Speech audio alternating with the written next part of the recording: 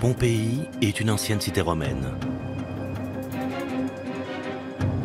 Les vestiges de ce monde disparu attirent 2,5 millions de visiteurs par an.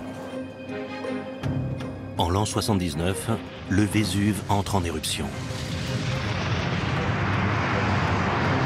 Le volcan ensevelit la ville sous 5 mètres de cendres.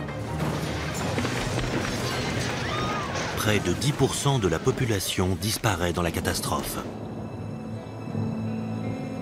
Les victimes sont figées dans la position où la mort les a surprises.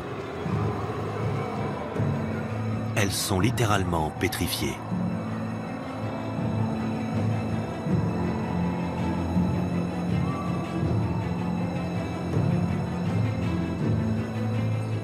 Le temps semble s'être brutalement arrêté. Des scientifiques vont redonner un visage à 2 victimes.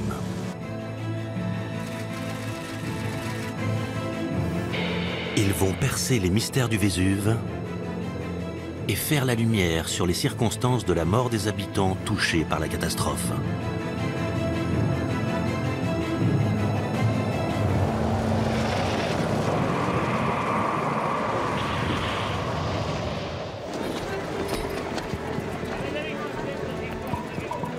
La ville de Pompéi se trouve en Campanie.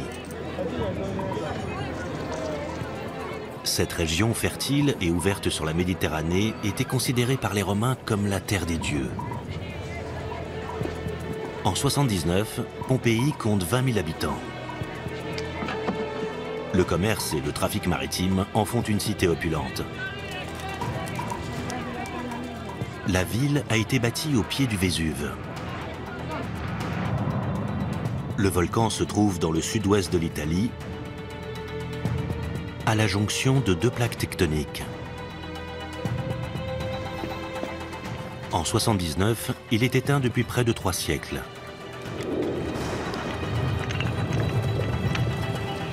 Le 24 août, il se met à gronder.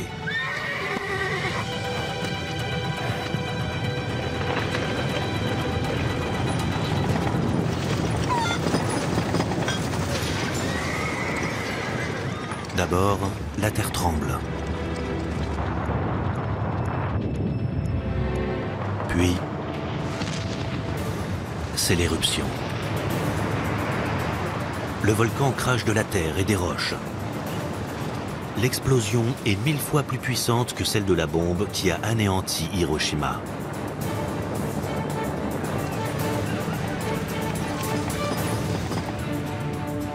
Sous la poussée d'une immense colonne de gaz, un nuage de cendres et de poussière emplit le ciel. En à peine 6 heures, il est propulsé à plus de 30 000 mètres d'altitude.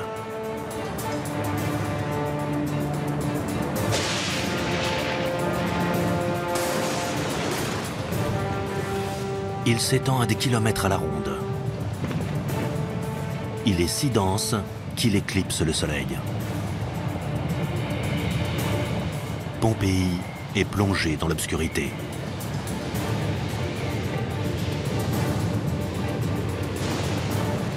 Des incendies embrasent les flancs du volcan. Des éclairs déchirent le ciel. C'est une des plus grandes catastrophes naturelles de l'Antiquité. La projection de débris dure plus de 18 heures. L'éruption se déroule sur 2 jours.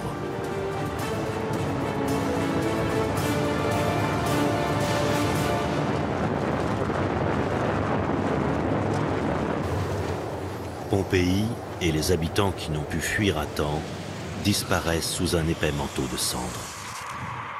La ville tombe ensuite dans l'oubli.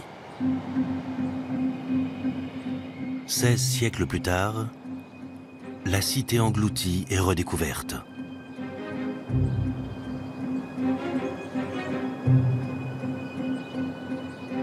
Les cendres l'ont préservée des ravages du temps. Pompéi offre un instantané unique de l'époque romaine. On y trouve des temples, des thermes, l'un des plus anciens amphithéâtres du monde,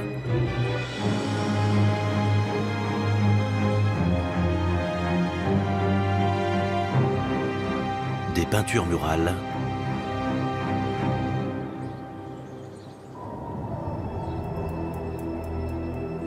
et des centaines de corps. Le site a gardé leur empreinte. Débarrassés de leur enveloppe charnelle, disparue au fil des siècles, les restes reposent dans une gangue de cendres.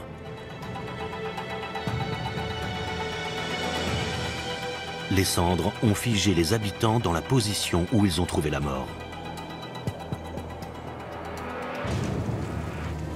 Peu après 1860, Giuseppe Fiorelli, directeur des fouilles, fait couler du plâtre dans ses gangues pour recueillir l'empreinte des corps.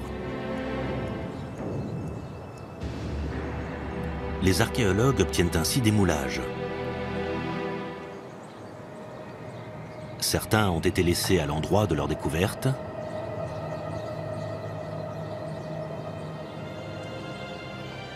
D'autres sont gardés sous verre.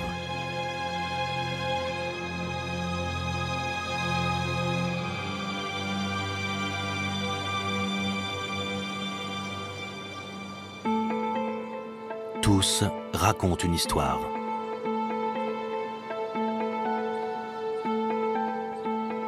Ce sont de précieux témoignages. Cet homme est bien plus grand qu'un Romain. C'était sûrement un gladiateur originaire d'Afrique.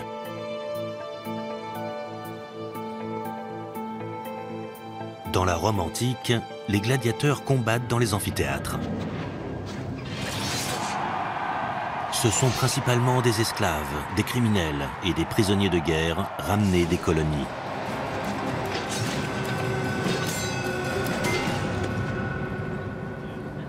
En 79, l'Empire romain est proche de son apogée.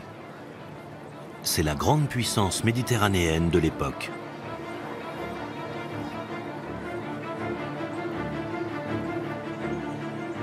Il s'étend du nord de l'Angleterre au nord de l'Afrique et se déploie jusqu'en Orient. Pompéi est une ville de mixité. On trouve toutes les classes sociales. Il y a des très riches, des gens de la classe moyenne et des pauvres. Les habitants ont aussi des origines très différentes. Certains viennent d'Afrique du Nord, d'autres du Proche-Orient ou encore du nord de l'Europe. Tous ces gens cohabitent à Pompéi. Dans cette ville cosmopolite, les lieux de divertissement sont très nombreux. Les archéologues ont exhumé les ruines de tavernes et de théâtres.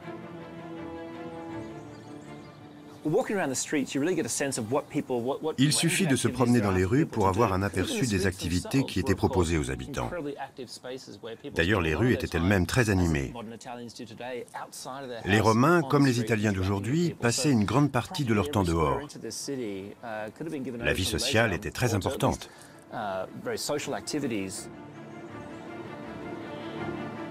Les mosaïques et les fresques en disent long sur la vie quotidienne.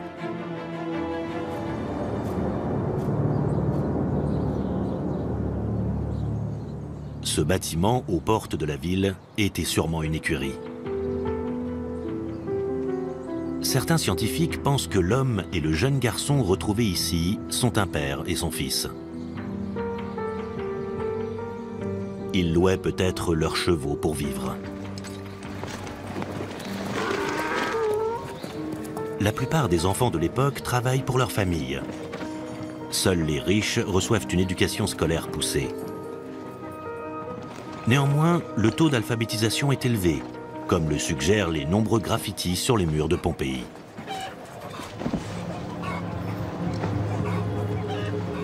Les habitants de Pompéi vivent à une quinzaine de kilomètres du Vésuve.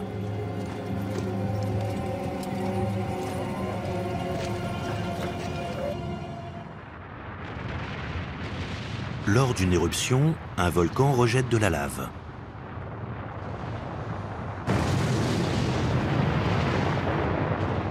Cette matière en fusion provient de l'intérieur de la Terre. Elle peut atteindre 1200 degrés. Les coulées de lave sont aussi spectaculaires que mortelles.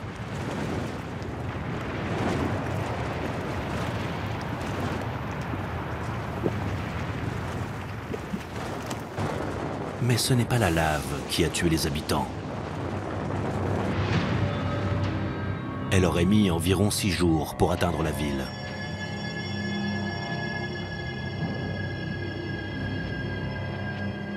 Les Pompéiens auraient eu le temps de fuir. Et on n'a retrouvé aucune trace de coulée sur le site.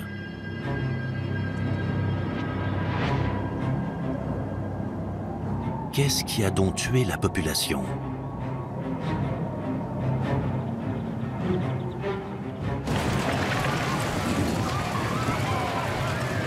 La ville a été noyée sous un déluge de cendres.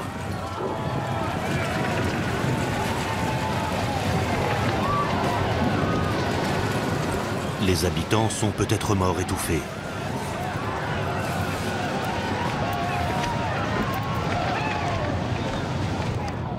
Ce moulage semble confirmer cette théorie.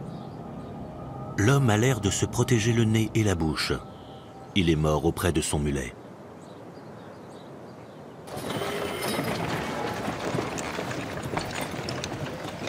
Les muletiers sont tout en bas de l'échelle sociale. Ils transportent les marchandises à travers la ville.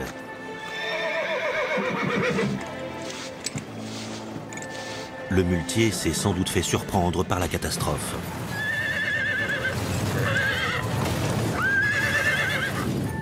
Son moulage est conservé dans l'ancien grenier de la place centrale.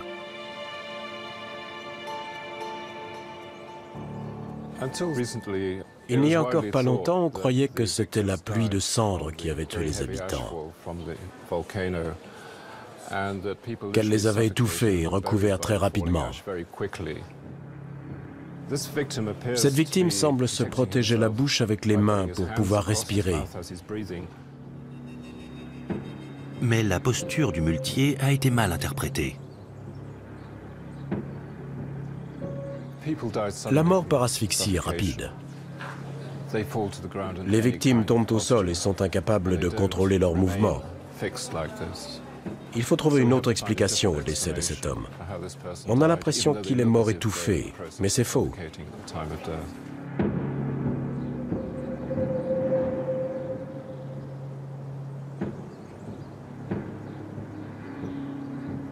Dans quelles circonstances les habitants ont-ils trouvé le repos éternel? Herculanum est une cité voisine de Pompéi.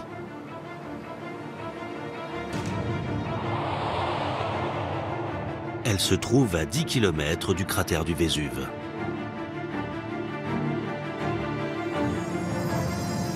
En 79, cette petite ville de 5000 habitants ne connaît pas l'agitation politique et commerciale de Pompéi. C'est un lieu de villégiature très apprécié des riches romains. Attirées par la splendeur du panorama, de grandes familles patriciennes y ont élu domicile. Elles ont des armées d'esclaves à leur service.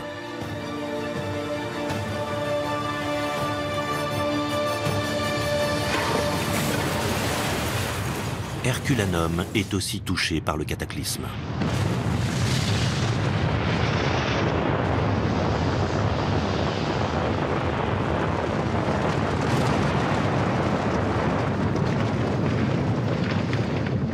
Le séisme et l'éruption sont ressentis encore plus violemment qu'à Pompéi.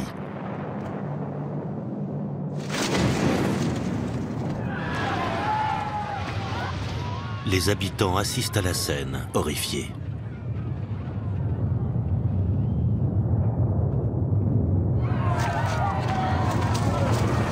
Puis se mettent à courir.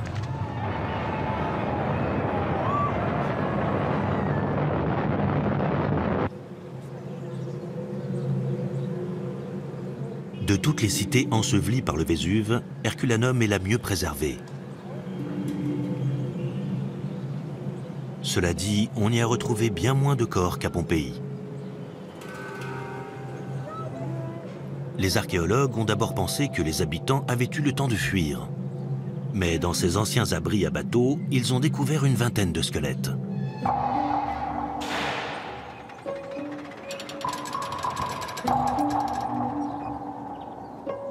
Ces restes éclairent les circonstances de la mort des habitants d'Herculanum.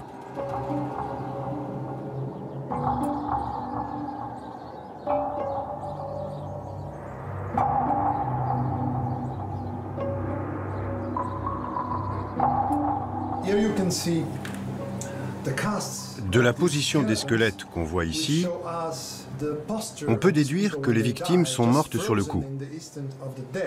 Ces gens n'ont pas eu le temps de réagir. Les corps n'ont rien de commun avec ceux de Pompéi.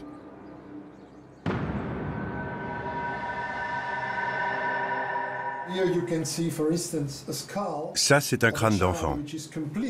Il a explosé. Ça, c'est un crâne d'adulte. Ces fractures sont typiques des corps calcinés. Tout comme la coloration noire à l'extérieur, sur les rebords et à l'intérieur du crâne. Le cerveau s'est mis à bouillir et a explosé. Ces corps ont été soumis à une température d'au moins 500 degrés. Pourtant, à Herculanum, il n'y a pas de traces de coulée de lave.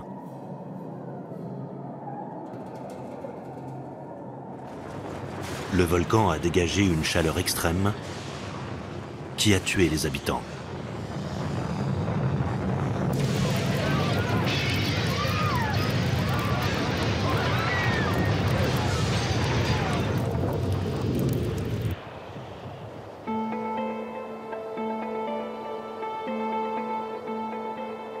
Le Vésuve domine la région de Naples. Mais il ne l'a pas entièrement englouti.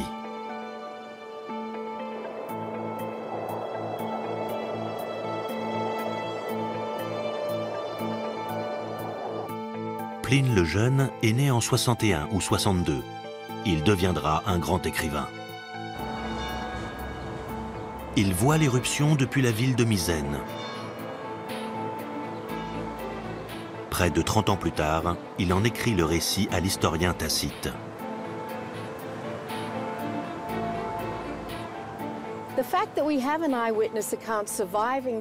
Les écrits de ce témoin ont traversé les millénaires.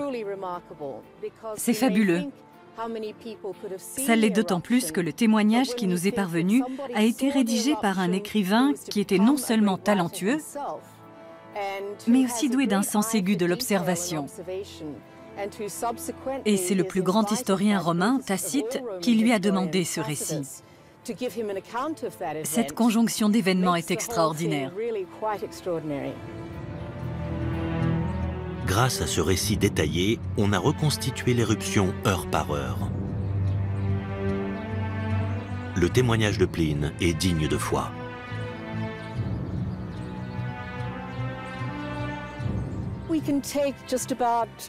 Presque tout ce que Pline a écrit dans ses 2 lettres à Tacite est fiable. D'abord, il n'avait que 17 ou 18 ans à l'époque des faits. Quand on assiste à une scène pareille à cet âge-là, elle reste gravée à vie dans la mémoire. Et puis, Tacite lui a expressément demandé un récit fidèle de l'événement. L'éruption s'est déroulée en 2 phases.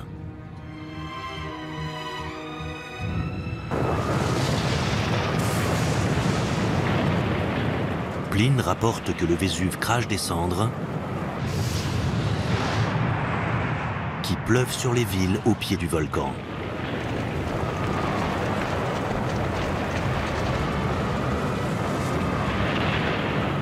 Puis, écrit-il, une nuée s'affaisse sous son propre poids et se répand en surface, tantôt blanche, tantôt noirâtre.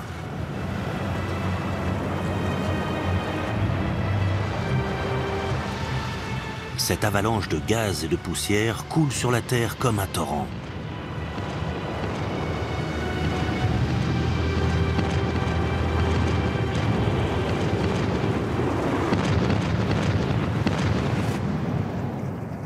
On a longtemps ignoré cette partie du récit de Pline.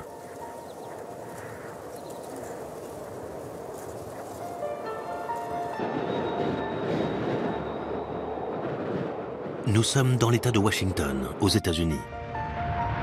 Le 18 mai 1980, le mont St. Helens se réveille.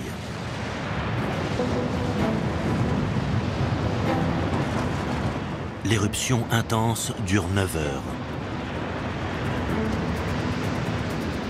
Une colonne de cendres et de débris se forme. Elle atteint près de 30 000 mètres de haut en moins d'un quart d'heure. Plus de 500 millions de tonnes de cendres sont déversées sur près de 60 000 km².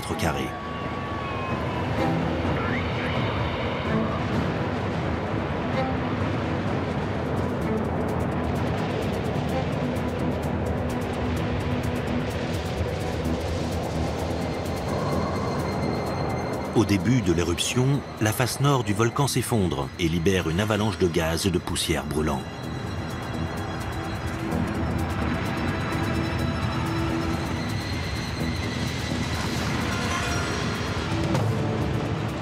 C'est une nuée ardente.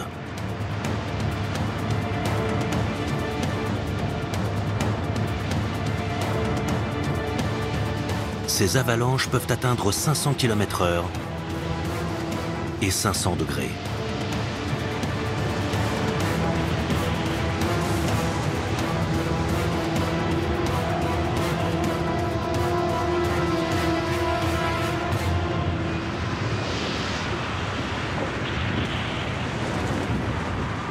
C'est le phénomène que Pline a décrit 2000 ans plus tôt.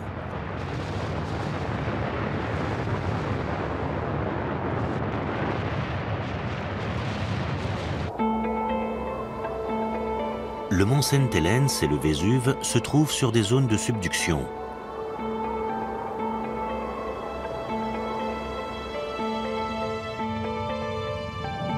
Sous le Vésuve, la plaque tectonique africaine glisse sous la plaque eurasienne. Comme tous les volcans, le Vésuve possède une chambre magmatique. Le magma est un mélange de roches liquéfiées et de gaz dissous qui remonte vers la surface. La poussée de la plaque africaine ajoute des bulles de gaz dans le magma. Il en résulte une explosion d'une rare violence.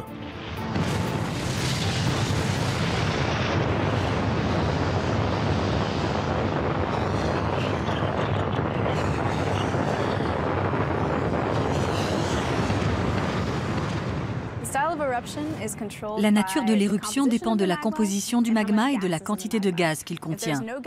S'il n'y a pas de gaz, il n'y aura pas d'explosion, mais une effusion de lave, formant un dôme ou des coulées sur les flancs. S'il y a du gaz dans le magma, on aura une éruption explosive. Plus on approche de la surface, plus la pression est basse. Donc le gaz se dilate. Quand il arrive à la surface, la pression est si forte que la roche vole en éclats. Le gaz fragmente le magma et cela donne des débris pyroclastiques.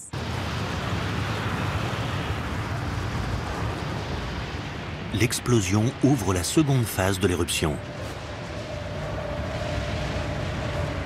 Une nuée ardente déferle sur les flancs du volcan.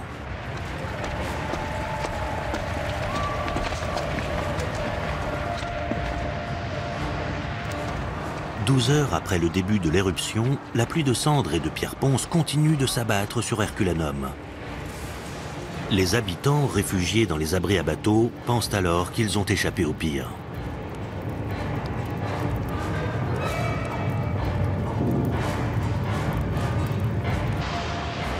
La nuée ardente fait environ 500 degrés.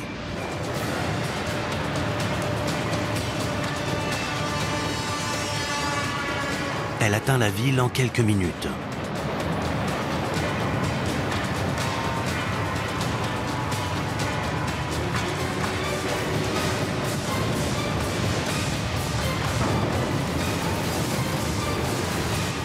Elle submerge les abris à bateaux.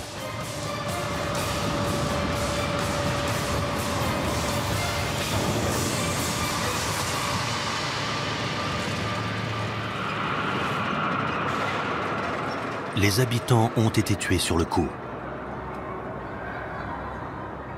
Leur cerveau s'est mis à bouillir. Leur peau a été instantanément consumée. Ils ont été brûlés jusqu'aux os. Il ne reste plus d'eux que ces squelettes.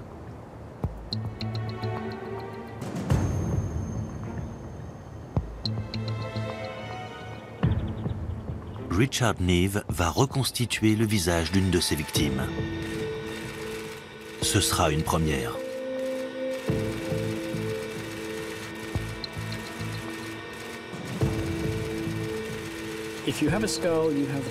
Un crâne nous donne les proportions du visage, sa forme, l'emplacement de ses traits. Le crâne, c'est l'armature du visage, comme le squelette est l'armature du corps. Ce crâne a été retrouvé presque intact. Il est entier, c'est parfait.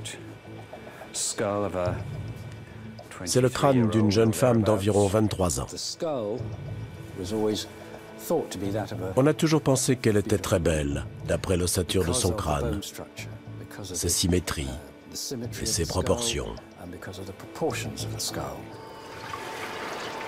Les archéologues qui ont découvert les restes de cette jeune femme l'ont surnommée la Bella Donna, la belle femme. C'était peut-être une riche oisive. Elle a eu un destin tragique.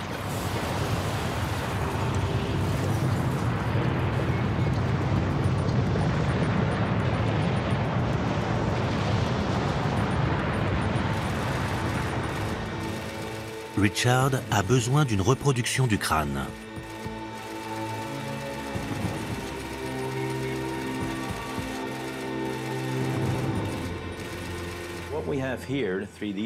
Ce scanner 3D combine plusieurs appareils.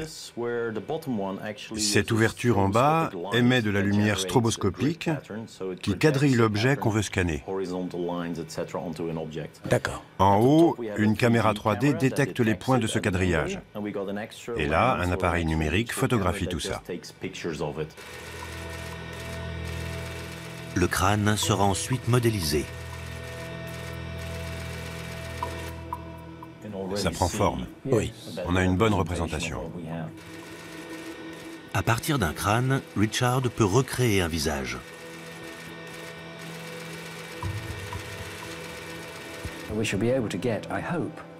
J'espère qu'on va obtenir une reproduction parfaite de ce crâne sur laquelle je pourrai travailler. Richard a hâte de découvrir le visage de la Bella Donna.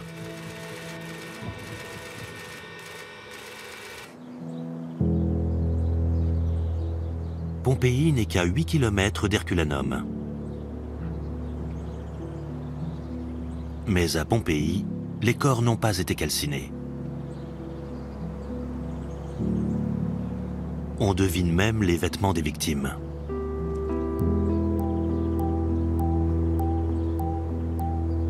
Les deux villes ont pourtant subi la fureur du même volcan.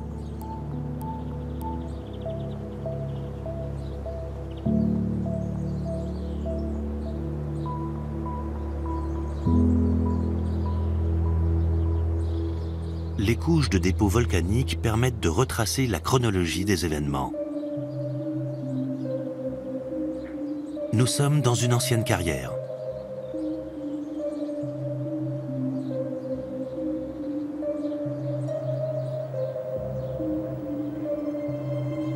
Le sous-sol contient des sédimentations aériennes. Ce sont des couches de sédiments qui sont tombées du ciel. Ici, on a des dépôts de cendres ainsi que des dépôts de nuées ardentes. Ils datent de l'éruption de 79. Ça, c'est ce qu'on appelle une sédimentation aérienne. Le dépôt est bien trié, c'est-à-dire que toutes les pierres ponces sont de la même taille. Cette couche court tout le long de l'affleurement. On peut en déduire qu'une pluie de cendres et de ponces a recouvert le sol. Ça, c'est un dépôt de nuées ardentes à grains fins. Il est mal trié. Des débris de toutes les tailles sont mélangés. Il s'agit précisément du dépôt laissé par la nuée ardente qui a tué les habitants d'Herculanum.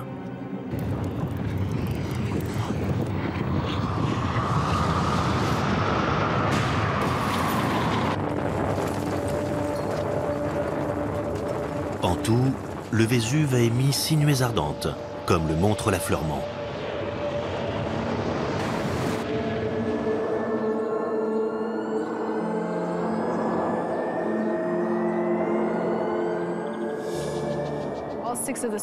Ici, on voit les dépôts successifs des 6 nuées de l'éruption de 79. Là, on a le premier, là, le deuxième. Ces nuées ardentes n'ont pas atteint Pompéi. Les 3 premières épargnent la cité. La pluie de cendres se fait plus fine. Les survivants croient le danger passé. Certains reviennent même en ville chercher leurs objets de valeur.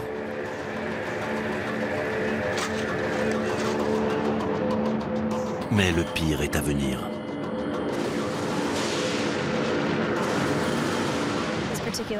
On remarque que les dépôts des nuées ardentes sont de plus en plus épais. On sait que les plus épais vont bien plus loin qu'ici. Cela signifie qu'au fil de l'éruption, les nuées sont devenues de plus en plus dangereuses et qu'elles sont allées de plus en plus loin. Ce dépôt de 30 cm d'épaisseur correspond à la nuée qui a tué les habitants de Pompéi. Plus de 18 heures après le début de l'éruption, une 4e nuée ardente s'échappe du volcan.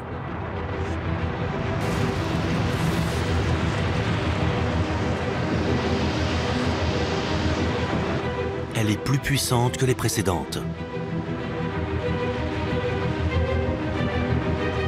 Lancée sur les flancs à la vitesse d'un TGV, elle finit par atteindre Pompéi.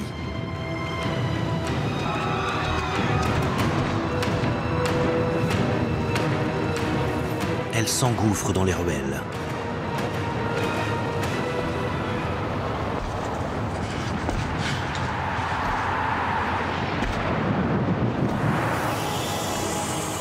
Le cerveau des habitants est soumis à une telle température qu'il bout en quelques fractions de seconde.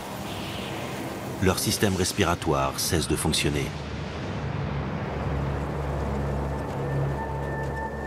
Les corps sont ensuite recouverts d'un linceul de cendres.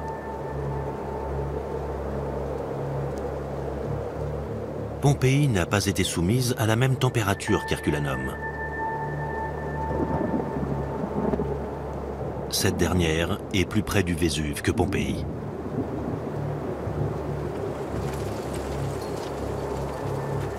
La nuée ardente a perdu 200 degrés quand elle frappe les habitants de Pompéi.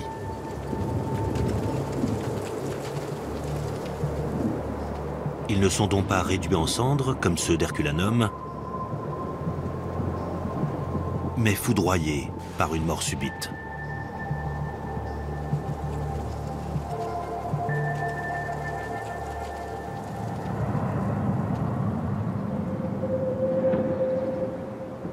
Leurs vêtements n'ont pourtant pas brûlé. Comment est-ce possible?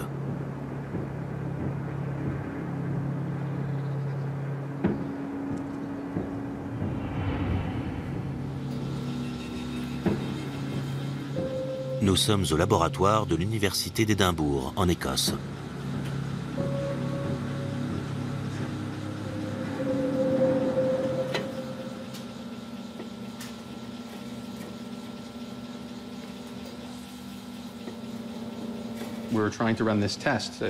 On va recréer les conditions de l'événement pour essayer de comprendre comment la température a tué les habitants sur le coup sans brûler leurs vêtements.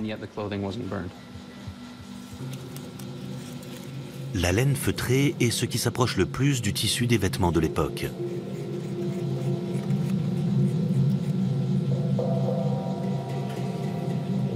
Et le porc, ce qu'il y a de plus similaire à la chair humaine.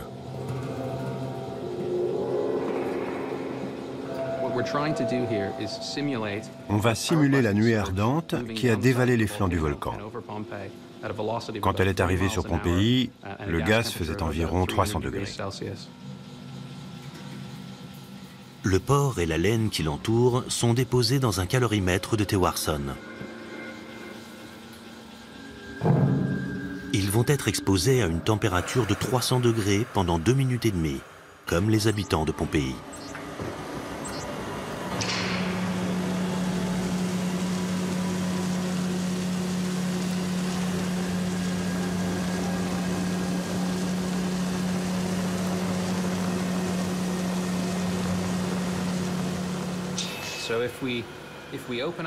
On ouvre l'échantillon et on voit que la laine a noirci sur les bords.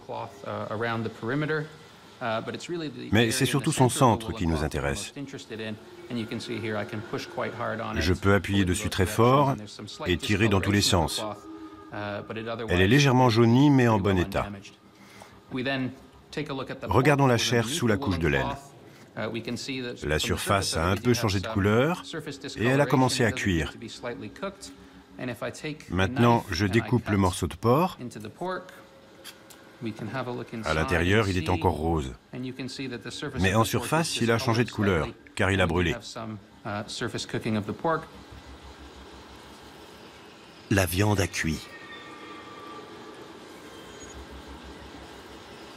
Mais la laine ne s'est pas consumée. Cette expérience montre que même si les habitants de Pompéi ont été soumis à une température très élevée, leurs vêtements sont restés relativement intacts. À Pompéi, la vie s'est arrêtée à l'aube du deuxième jour.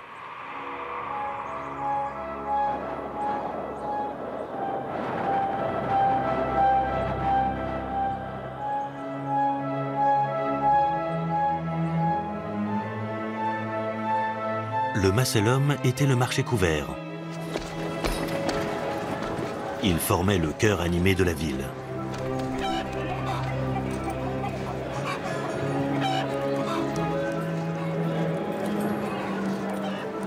C'est la dernière demeure de 2 victimes du Vésuve. On a longtemps cru que cet homme tentait de se protéger de ceux qui l'avaient tué. Il a une attitude de boxeur. On dirait qu'il se prépare à parer les coups d'un adversaire ou qu'il se protège le visage. Les médecins légistes connaissent bien cette posture. C'est la position dans laquelle on retrouve les victimes d'incendie. Le corps prend cette position quand il est soumis à une température extrêmement élevée au moment de la mort. La peau a été brûlée, les tissus sous-cutanés ont aussi été atteints. Sous l'effet d'une très haute température, les muscles se contractent et les membres se recroquevillent. Les spasmes des victimes ont été provoqués par l'extrême chaleur de la nuée ardente.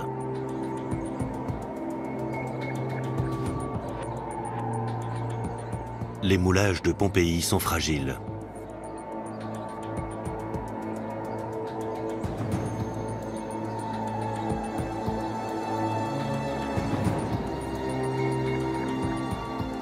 Ils ne sont malheureusement pas éternels.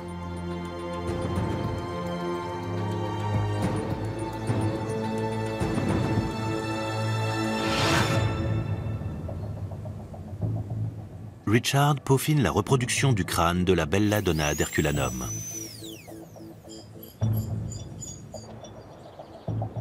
Il va aussi reconstituer le visage d'un habitant de Pompéi.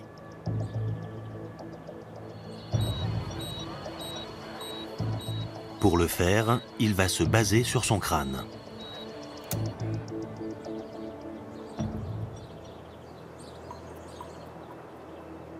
Son modèle se trouve dans l'ancien grenier de Pompéi.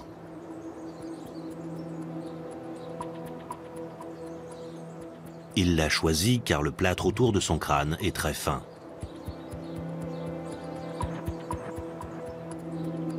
C'est l'un des premiers moulages réalisés.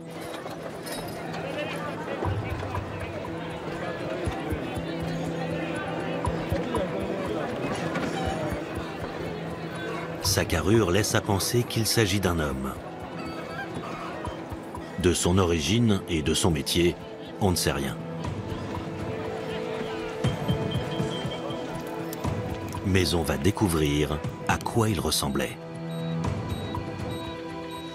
1, 2, 3. Steen Luik radiographie le crâne sous le plâtre.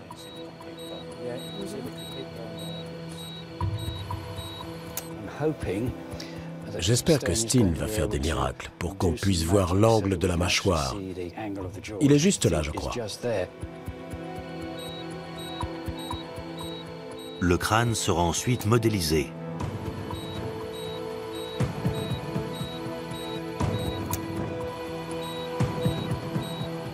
Les premières radios sont floues, mais elles finissent par révéler un crâne presque intact.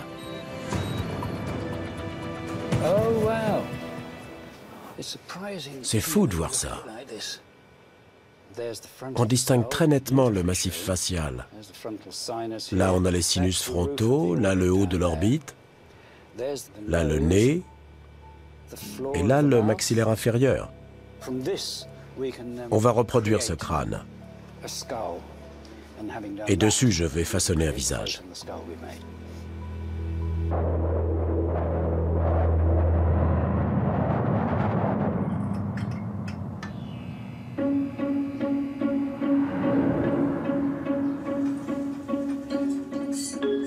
Richard travaille dans son atelier en Angleterre.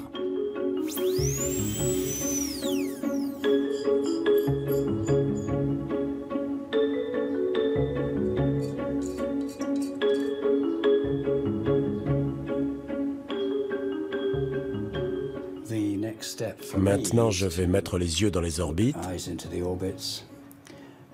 et modeler le nez, la bouche et les oreilles. Ce sont les caractéristiques principales d'un visage.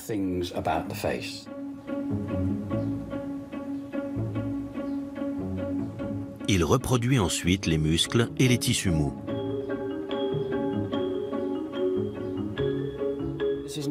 Ce n'est pas de la sculpture, c'est de la reconstitution anatomique. Ça n'a rien à voir.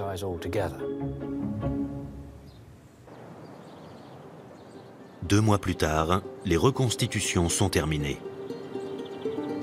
La belladonna a retrouvé ses traits. Richard les a redessinés en se basant sur l'anatomie de son crâne.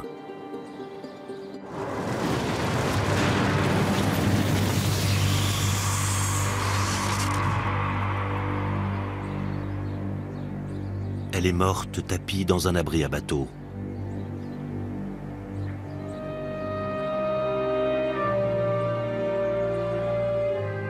Avec son visage de Madone,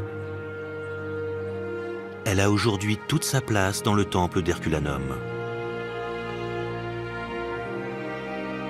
Richard a aussi reconstitué le visage de l'homme de Pompéi. Et les historiens, ces dernières heures.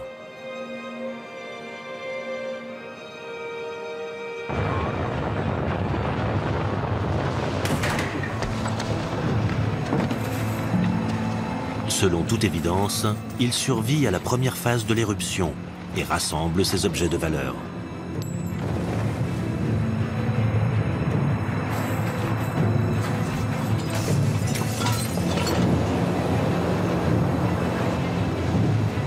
Il se terre chez lui pour échapper à la pluie de cendres.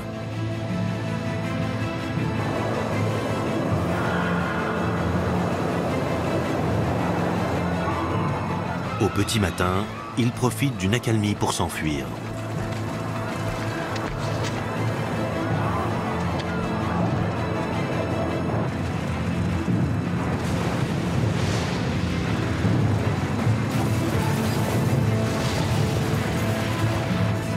Mais vers 7h30, il est rattrapé par la 4e nuée ardente.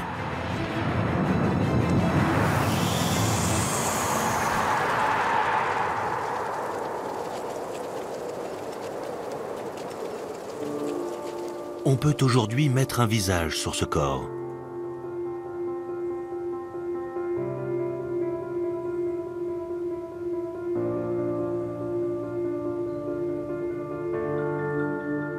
Voici l'inconnu de Pompéi.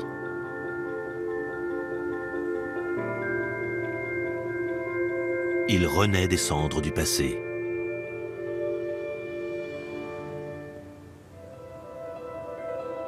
Les corps pétrifiés de Pompéi, les restes calcinés d'Herculanum, la nuée ardente, La position des victimes. Les vêtements intacts. L'histoire a enfin livré tous ses secrets.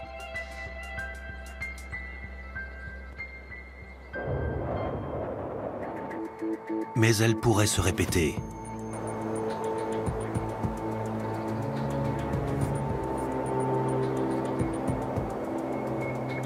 Le Vésuve est un volcan actif. On a recensé 50 éruptions en 2000 ans. La dernière date de 1944. 50 cm de cendres sont tombés sur Pompéi et les villes alentours. Ce n'était pas une éruption très puissante. Depuis, le volcan est en sommeil. Nul ne sait quand il s'éveillera à nouveau. Malheureusement, il est impossible de prévoir la prochaine éruption. Quand le magma montera vers la surface, on verra sûrement des signes avant-coureurs. Là, on pourra dire que l'éruption sera pour les semaines ou les mois à venir. Mais en attendant, il est comme l'eau qui dort. Vivre à l'ombre du Vésuve n'est pas sans risque. Le cœur de Naples se trouve à une dizaine de kilomètres du cratère.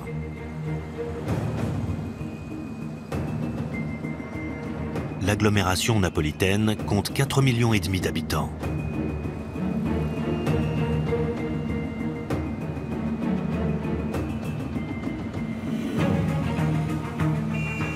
En cas d'éruption, elle serait recouverte de cendres et de débris. Elle pourrait être le théâtre d'un scénario catastrophe.